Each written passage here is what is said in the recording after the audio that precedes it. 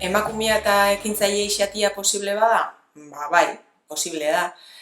Nik azpimarratuko neban, batez be gogua euki biozula, ilusioia, proiektu baten sinesten badozu aurrera etxeko hori ekintzailetza edo aurrera botatia, eta biharretxeko gogua bai. Beti eukiot ekintzaile izeteko gogu, ze relazioiek bizitzasun pilo bat emotostie. Jamentxena? Lehenengo honi pentsatzen dut ilusioa euki berdela, norberan enpresia horre atateko. Gero, helburuk, noan isu nahia, helburuk argi euki,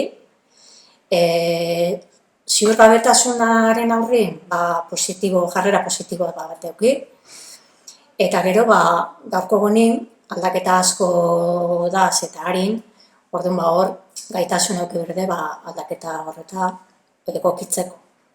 Eta gero, niretzako oso importante da formakuntza. Ekintzailentzako gutzako gomendioa hori garrantzitsuena da, beti ikasteko presteoti eta batez be aldaketari ezelako bihurrik ez eukitzi. Ze oso abiaduran dizin dao gizarti aldatzen eta gaupe bai moldatzen txundi gara.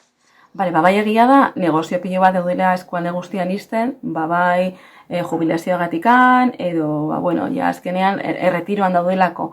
Eta nire gomendio da gazte guztientzako ekintzailea izatea, egia da gobernuak ez duela asko laguntzen, baina gaur egun bidea dela. Barruan dauzkagun ideia guztiak atera, zer nahi duzun sortu, merkatuan behar asko daude, eta norberak egiten duenean, bera nahi duena, eta aurrera botatzeko indarra dagoenean, ekintzailea izatea nik uste dut orain gaur momentuan dela benetan bidea. Eta emakumea batez ere. Sinistu. Ekina. Langilea.